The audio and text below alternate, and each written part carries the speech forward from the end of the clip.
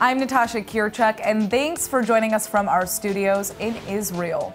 Coming up in today's newscast, the Palestinians suddenly freeze all communication with the United States.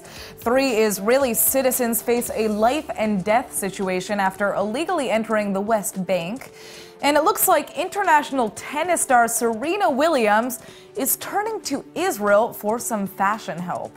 Stay tuned for the latest news in Israel.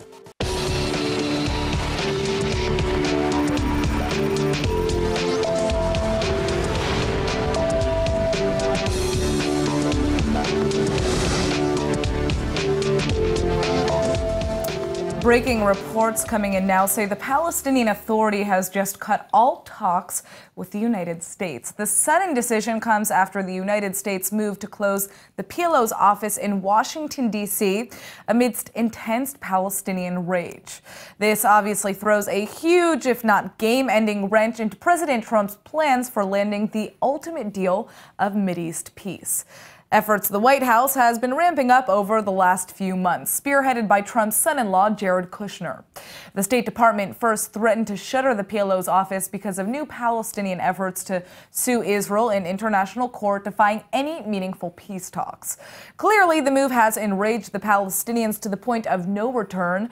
PA President Mahmoud Abbas has delivered the order himself, freezing all communications with the United States. Now, 3 Israelis just found themselves in imminent danger in the West Bank city of Nablus after Palestinians stole their car and set it on fire. The Israeli army has rescued all 3 of the Israelis, and thankfully it looks like no one was injured. Nablus is in Area A of the Palestinian West Bank, which means it's completely illegal for any Israelis to be there at all. So it's unclear at this time how or even why these Israelis entered the area in the first place. The 3 violated military law by breaching the city's perimeter, parking their car, and then roaming the area on foot. And that's when a group of Palestinians stole and then torched their car, leaving all 3 Israelis stranded. The IDF acted immediately, stepping in and making the rescue. Nablus is a site of Joseph's Holy Tomb, a place sacred to Jews, Christians, and Muslims alike. The army had actually just approved 1,000 Jewish worshippers to visit the site, but, ironically, that trip went off without a hitch. Well, it's been less than 24 hours since an Israeli lawmaker basically came out and said that Israel has secret ties with the Saudis, and Saudi Arabia's foreign minister is already denying any such relationship. Well, Iran says it can see through the denial and is now accusing Saudi Arabia of pushing a so-called Zionist agenda. ILTV's Aaron Porras has more on the story. Now, Aaron, what is the deal here? So for those who've been following the story with us, we know that it was pretty obvious that Saudi Arabia would probably come out and deny the allegations that they are cooperating with Israel. It was really quite expected. That being said, whether or not our relationship is real, the issue now is how Iran is interjecting and seeing things their own way. So this Zionist agenda that they call it, what is Iran getting at here? So I wouldn't be too terribly worried about that in and of itself, simply because any country seen cooperating with Israel will, in Iran's eyes, be forwarding the Zionist agenda. Right. That being said, again, going back to actual relations with Saudi Arabia, if Saudi Arabia and Israel relationship is real, then Iran is threatening that right now by calling it out and putting it out in public. If it's not real, then Iran is threatening it by bringing it out and calling it in public and showing Saudi Arabia just what they might have to lose or what they might fight in order to create that relationship. The truth is that none of these Arab countries, just like Israel and many Israeli officials have said in the past, none of these Arab countries are really ready to take their finger off of the red button when it comes to Israel. But I'll get to that in my report right now. Years of rumors about a secret Saudi-Israeli friendship have been all but confirmed lately. A few days ago, the IDF chief of staff even gave an unprecedented interview to a Saudi news outlet, saying that Israel was ready to share its intel with the Saudis against the mutual enemy of Iran. But Saudi Foreign Minister Adel al-Jubeir is now saying that, quote, there are no relations between Saudi Arabia and Israel, end quote. We should probably take his word with a grain of salt, though. Israeli politicians have pointed out that many of Israel's secret ties with Arab countries can't be made public yet, because the Muslim-majority nations simply aren't ready to publicly align themselves with Israel. That's exactly what Iran is picking on now, though, accusing the Saudis of, quote, following the policy of the Zionist regime, which seeks to stoke divisions, end quote, among the Arab nations. So, since it isn't quite official yet, we'll just have to call this a relationship it's complicated for now. Top leaders from Hamas and the Palestinian Authority are now in Cairo for a marathon of fresh reconciliation talks, all in the quest for a Palestinian unity government. Now, the United Nations is saying that these talks must not be allowed to fail because if they do, a whole new war with Israel would probably be just around the corner. We've been seeing both progress and stumbling blocks in the road to Palestinian unity, but clearly the stakes for these coming days couldn't be higher. That's because some of the biggest issues to iron out still have yet to be decided. PA and Hamas leaders are expected to talk about the actual structuring of how a unity government would look, as well as the possibility of free elections, which haven't happened in Gaza in nearly 10 years. Perhaps the biggest question mark, however, is what will happen with Hamas's massive 25,000-man army. PA President Mahmoud Abbas has repeatedly implied that the army will need to be dissolved, similar to Israeli and American demands in order to recognize this unity at all. But Hamas has fiercely refused to lay down its weapons, nor even recognize the Jewish state. So clearly, there are some major debates still ahead. Now, an estimated 40,000 African asylum seekers are currently living in Israel, many of which are escaping horrific genocide in their home countries. But the Israeli government sees them as an illegal problem for the country, and now they're taking controversial measures to get them out of Israel once and for all. The government has unanimously voted to close the Holot detention center, which is where the country sends thousands of African asylum seekers every year who refuse to be deported from Israel. Closing Holot will force African men, women, and children, mostly from war-torn Sudan, Darfur, and Eritrea, to choose between forced deportation or jail. The UN's High Commissioner for Refugees has condemned this move, saying forcing them to relocate to foreign African countries throws their lives back into immediate danger. But Prime Minister Netanyahu, who identifies them as illegal infiltrators, says Israel intends to move full steam ahead and ramp up the deportations. Israel will now pay Rwanda $5,000 for every asylum seeker the country takes from Israel. Human rights activists, however, are pointing out that regional and religious conflicts in Rwanda actually make this a potentially deadly option for families from Sudan and Eritrea. But even if it's done against their will, Netanyahu's promise to purge asylum seekers from Israel clearly remains a top priority. A deeply troubling verdict has just come in from Germany. An Israeli student flying on Kuwait Airways from Frankfurt to Bangkok was barred from flying when the airline found out he was Israeli, and the German court has just ruled that that decision was perfectly A-OK. Jews all over Germany and the rest of the world are outraged that the German court is backing such an openly anti-Semitic policy. Even the mayor of Frankfurt has said that, quote, an airline that practices discrimination and anti-Semitism by refusing to fly Israeli passengers should not be allowed to take off or land in Frankfurt. The court apparently rejected any claims of discrimination, though, 3-1, saying that German law only protects oppression based on race, ethnicity, or religion, but not on nationality. Possibly more troubling than the ruling itself in Germany, however, is the court's own statement that they didn't consider whether, quote, this law makes sense, but merely found that the airline's anti-Semitic practices were in line with Kuwaiti law to boycott Israel. Apparently, this justified the discrimination perfectly fine. Needless to say, this is a shocking and deeply disturbing ruling to be made in Germany, of all places. Now, a lot of people are looking to invest in Israel, but the stock market can be an overwhelming place to navigate, especially if you're trying to push your portfolio in a concentrated direction. Well, my next guest says that with her company's help, your financial planner will never have it easier. Joining me now is the EMEA representative at Blue Star Indexes, Slil Keren Bloom. Thank you so much for coming in. Thank you for inviting me. All right, so what is Blue Star Indexes? We are actually a firm, and we are focused on the Israeli market and Israeli economy. We produce research. We have developed a family of indexes. We currently have 9 indexes, which most of them are for Israel. And we also have a database of foreign companies, which are deep connections with the Israeli economy. So what kind of products do you offer, and how does it work? Okay, so we have a set of indexes, and we have 5 products, 5 funds, which are currently trading in Israel, which are tracking our indexes, and we have 2 ETFs in the New York Stock Exchange. One of them is ISRA, and the other one is iTech, which are following the two biggest indexes that we have.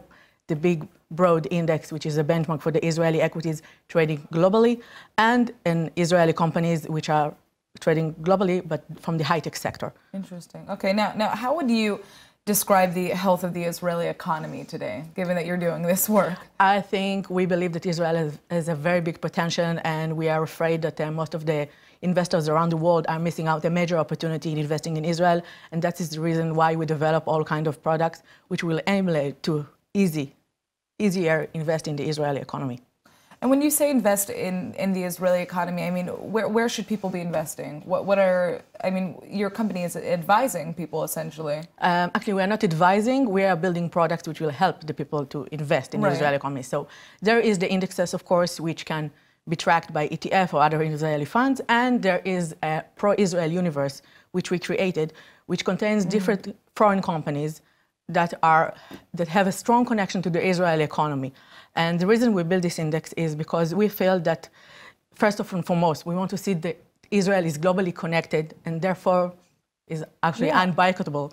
And what people do and especially in the US, there has been a very large demand from sophisticated investment and managers that manage unique portfolio for high net individuals. And they want to have their values invested aligned. And this kind of universe will allow them to tilt their portfolios into companies which are much more connection with Israel than other companies. Very interesting. All right. Well, thank you so much for joining us today and telling us about the work that your company does. Thank you very much. All right. 2 Jewish brothers who managed to evade the Auschwitz concentration camp have spent their entire adult lives searching for the woman who saved them from the Holocaust. The search has taken decades, but get this, they finally discovered their rescuer. Mary Elms was a brave Irish aid worker who selflessly rescued at least 200 children from certain death. Renee and Mario Freund were 2 and 6 years old when the anti-Semitic French government began imprisoning Jews under the Nazi occupation.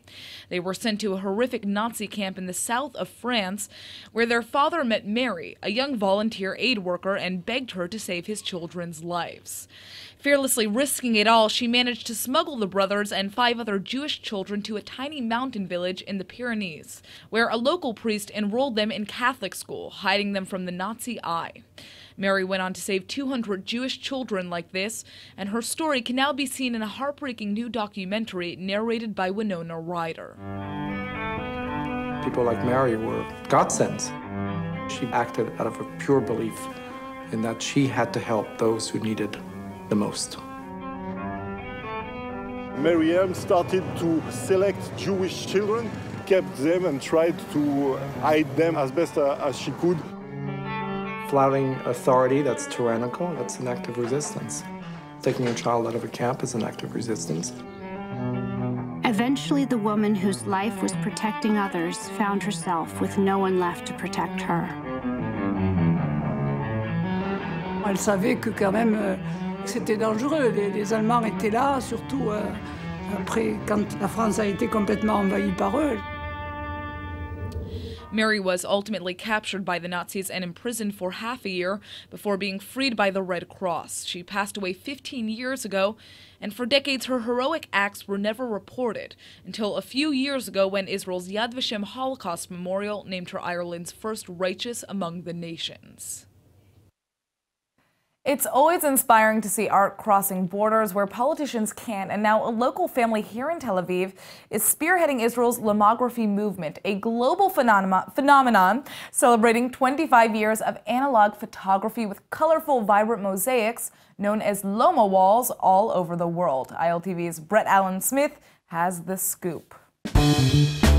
Ever heard of Lomography? What started off in Vienna's underground photography art scene 25 years ago has since exploded into a worldwide phenomenon. No Photoshop here, folks. We're talking about good old-fashioned 35mm film, cranking out new cameras, vintage film stocks, and even reissuing some of the very first lenses ever made. Lomo embassies can now be found all over the world, offering some of the hippest photo gadgets on the market. Ofer Musai and his family run the Israeli Lomo embassy here in Tel Aviv. a place where classic photo techniques and style have been revived for generations both young and old. People come over, hey, I want to buy a Polaroid camera. Polaroid, you shouldn't, no, you know, camera that makes pictures instantly. Oh, instant camera, okay. We have Lomo Instant. Like some of these cameras themselves, the store has been passed down Ofer's family tree for decades. Well, my father opened up shop at 1975, around the corner. 1980, he moved to the building over there. My brother is working with us. My mom used to work with us. My mom died of a heart attack last March, about half a year ago, here in the store.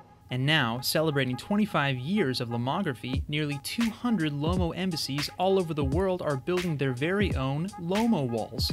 Photographers both Israeli and abroad were invited to send in their snapshots for the first ever Tel Aviv Lomo wall, running parallel with calls for Lomo walls across Europe, the United States, Hong Kong, Russia, and South America. In fact, as Ofer's team toiled away on their wall in Tel Aviv, little did they know that in many Arab countries which consider Israel an enemy, like Iran, Iraq, and Lebanon, there were Lomographers doing the exact same thing.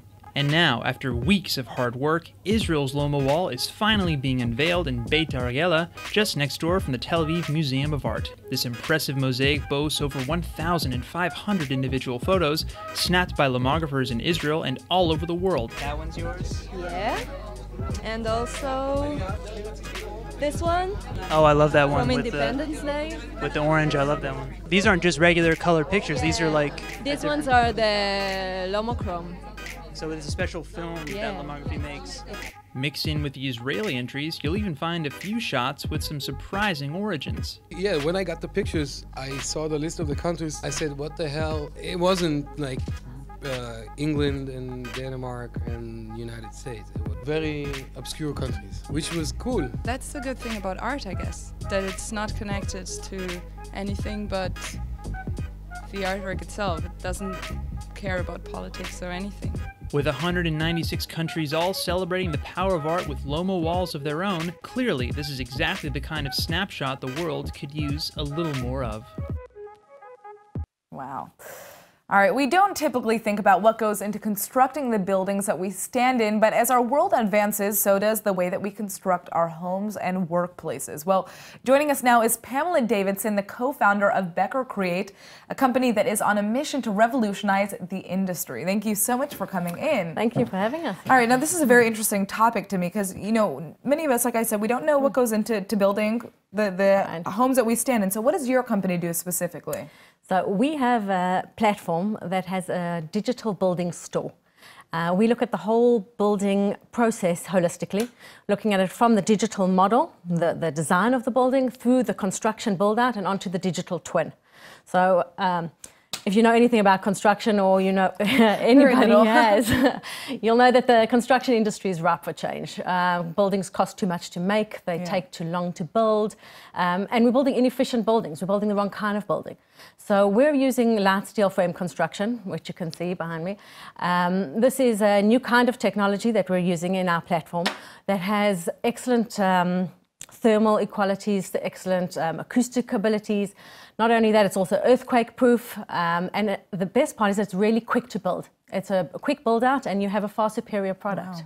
Very interesting. Okay, and I mean, I'd like to ask you obviously how you came up with the idea to kind of recreate this construction process, but what's interesting to me to know is what are some of the new trends in the construction industry right now, you know, when it comes to smart technology, solar heating? Right. Okay, so what we're working on, what we really got the prize for, and it is a trend within the building process, is using the blockchain technology. So blockchain technology came from Bitcoin, but it's perfect for the construction industry because it's got to do with an immutable ledger, which means what we do is we take the BIM model, which I'll explain, which is the digital model, and we put blockchain onto it. So everybody that is involved or collaborated in making this building come to life, that's the architectural team, the suppliers, the contractors, everyone, we blockchain their process, which means we have an immutable ledger. We know who did what when, who uploaded which drawings, what changes were made when they were made, all that kind of thing. Very interesting. And in terms of smart technology, are we seeing more and more people wanting to incorporate? Without a doubt. So our technology is exactly right for that. You'll see that the walls, we're not using concrete or block walls. Everything is holistically put into the building. So all the sensors that you might be putting into a building, or the technology, or the big data that you're now reaping from, is coming onto our platform and is going to be hosted on our digital twin. So, for example, if your building is creating energy, for example, we'll know exactly how much energy is creating and how much energy you're using, and you'll be able to see what your shortfall is. You'll be able to say, yeah, I'll put more solar panels on the roof and so on. So this is very, really cool. exciting. Yeah, no, it's very exciting. And you won a big prize recently, correct? Correct. Yeah, so good for you guys. Well, listen, it was amazing to have you come in and tell us a little bit about this process. Like I said, I don't know much, and it's interesting to learn about. And good luck in the future. Thanks so much. Thanks for having us. All right, an American yeshiva student studying here in Israel has just put his bar mitzvah money to very good use. 21-year-old Joseph Sokol was sick of the expensive hassle of transferring money between his Israeli and U.S. bank accounts. So he went ahead and invented his very own system for doing it, launching a new site called Olay Pay. For anyone who's ever had to deal with ridiculous international wire fees and horrendous transfer times, listen up, because Olay Pay is a lifesaver. Sokol funded the idea with his own bar mitzvah money, creating a cheap way to quickly transfer money between bank accounts in Israel and the U.S. Users just enter how much they'd like to transfer on the website, input the bank account numbers, and Olay Pay does the rest. Sokol actually got approval from both Israeli and U.S. banks to make the transfers independent local transactions in their respective country. That means so long to all those expensive fees and payments you get under international transactions. On average, that's $65 you save per transfer, which, trust me, adds up very quickly when you live abroad. Talk about awesome! Tennis star Serena Williams usually makes the headlines for her killer athletic abilities, but this time around, Israeli fans are celebrating her latest fashion choice for one of the most important events in her life. ILTV's Emmanuel Kadosh is here for the details. Yes, well, tennis champ Serena Williams tied the knot earlier this month to Reddit co-founder Alexis Ohanian in New Orleans, while the bride herself wore a white Sarah Burton for Alexander McQueen gown, and then later switched into a Versace gown. Her 6-person bridal party were decked out in Israeli designer Galia Lahav's stunning work. Lahav is known for her illusion backs and Italian ivory lace details on her gowns made here in Israel, and created cream-colored custom gowns for each bridesmaid at the event. Well, this is a major, source of exposure for Galia Lahav. We already knew who she was, but this is a really, really big deal. And this isn't the first time she's designed for major Hollywood stars, right? No, she, not at all. Galia Lahav has actually become a pretty well-known name around the celebrity stylists in Hollywood. She's dressed Ciara for Billboard Music Awards in a stunning black, one-shoulder, very leggy dress. She designed the dress that Jane Wu wore for the 2016 Oscars, Jennifer Lopez, Vanessa Hudgens, Keke Palmer, Juliana Rancic, Avi News, Kimco Glenn from Orange is the New Black. I mean, an endless amount of A-list celebs have been dressed in her stunning design. So I think it's safe to say that this is just the start. She actually has more than 40 stores in Europe, Australia, and the United States that sell her designs, and she holds frequent trunk shows across the world for anyone interested in a masterpiece of hers. Well, it's incredible, and it's always so proud for us to see Israeli designers kind of getting that recognition that they've worked so hard for from here in Israel. Thank you so much, Emmanuel. Thanks. Enroll in eTeacher's online Hebrew courses and quickly discover that it creates the deepest connection to Israel that you could ever imagine. Now here comes our Hebrew word of the day. We just gave the lowdown on a yeshiva student who developed his own system for fee-free bank transfers between Israel and the United States. That's why today's word is amla, which is how you say a fee or a commission in Hebrew. Is there any greater injustice for the amla or fee? I mean, you have to pay it at the ATM. Then again, the amla commission you pay for wire transfers is especially cruel, especially if you're living abroad. But don't even get me started on all the amlot or fees they slap on you when you're a week or two late on your electricity bill. Ugh. Personally, I think they should have to pay me an amla for every time they accidentally double charge my bank account. All right, let's go ahead and take a look at the weather forecast. Tonight you can expect scattered rain and storms with a low of about 59 or 15 degrees Celsius. Tomorrow should be partly cloudy with a slight drop in temperatures. The high will be around 66 or 19 degrees Celsius. All right, that's it for today's news. Today's exchange rate is 3.52 shekels to the American dollar. Remember to sign up for our daily newsletter at iltv.tv. I'm Natasha Kirchuk, and thanks for watching.